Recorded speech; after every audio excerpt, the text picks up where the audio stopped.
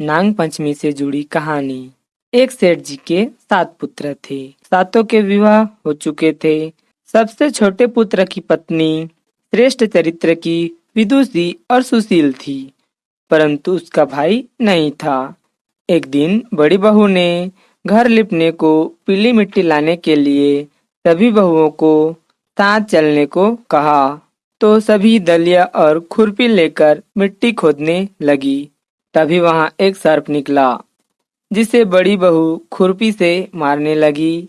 यह देखकर छोटी बहू ने उसे रोकते हुए कहा, मत मारो इसे, यह बेचारा निरपराध है।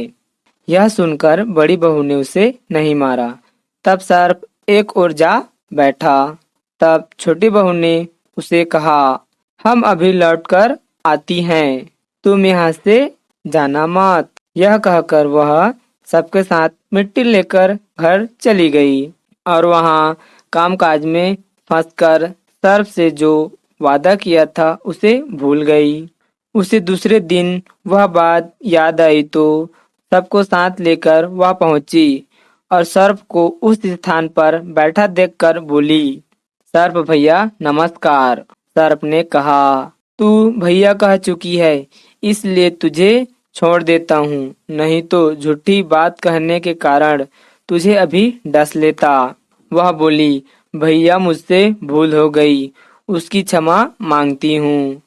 तब सर्प बोला, अच्छा तू आज से मेरी बहन हुई और मैं तेरा भाई हुआ, तुझे जो मांगना है मांग ले।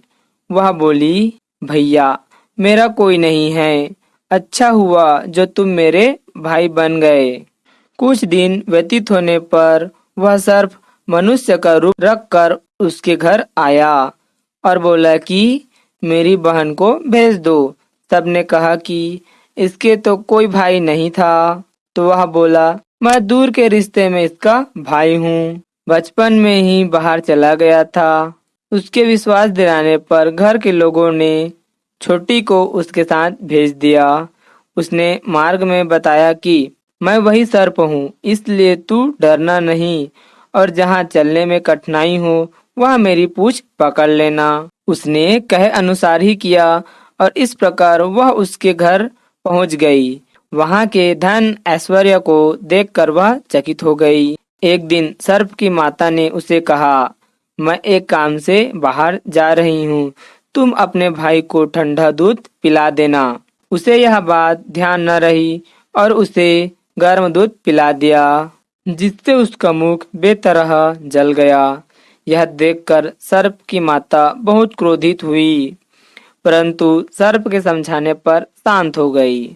तब सर्प ने कहा कि बहन को अब उसके घर भेज देना चाहिए। तब सर्प और उसके पिता ने उसे बहुत सा सोना, चांदी, जवाहरात, वस्त्र भूषण आदि देकर उसके घर पहुंचा दिया। इतना ढेर सारा धन देखकर बड़ी बहू ने ईर्ष्या से कहा, भाई तो बड़ा धनवान है, तुझे तो उससे और भी धन लाना चाहिए। सर्प ने यह वचन सुना तो सब वस्तुएं सोने की लाकर दे दी। यह देखकर बड़ी बहू ने कहा, इन्हें झाड़ने की झाड़ू भी सोने की होनी चाहिए। तब सर्प ने झाड़ू भी सोने कर लाकर रख दी। सर्प ने छोटी बहू को हीरा मणियों का एक अद्भुत हार दिया था। उसकी प्रशंसा उस देश की रानी ने भी सुनी और वह राजा से बोली कि सेठ की छोटी बहू का हार यहाँ आना चाहिए। राजा ने मंत्री को हुक्म दिया कि उससे वह हार लेकर शीघ्र उपस्थित हो। मंत्री ने सेठ जी से जाकर कहा कि महारानी जी छोटी बहू का हार पहनेगी, यह उससे लेकर मुझे दे दो। सेठ जी ने डर के कारण छोटी बहू से हार मांगकर दे दिया। छोटी बहू को यह बात बहुत बुरी लगी।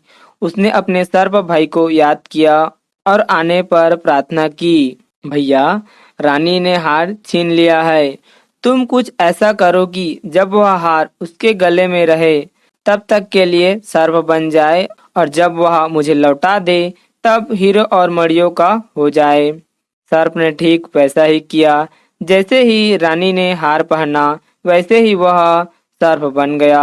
यह देखकर रानी चीख पड़ी और रोने लगी। यह देखकर राजा ने सेठ के पास खबर भेजी कि छोटी बहू को तुरंत भेजो। सेठ जी डर गए कि राजा न जाने क्या करेगा। वे स्वयं छोटी बहू को साथ लेकर उपस्थित हुए। राजा ने छोटी बहू से पूछा, तूने क्या जादू किया है? मैं तुझे दंड दूंगा। छोटी बहू बोली, राजन, धृष्टता क्षमा कीजिए।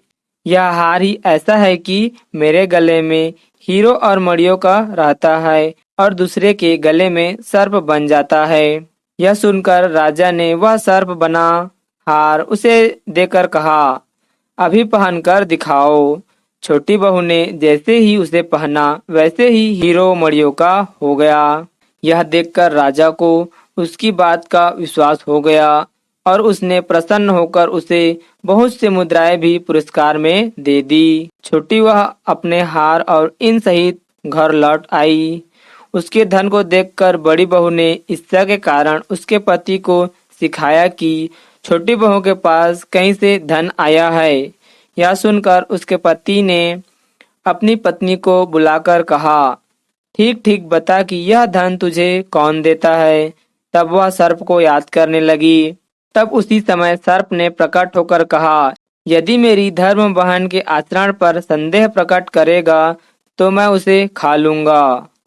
यह सुनकर छोटी बहू का पति बहुत प्रसन्न हुआ और उसने सर्प देवता का बड़ा सत्कार किया।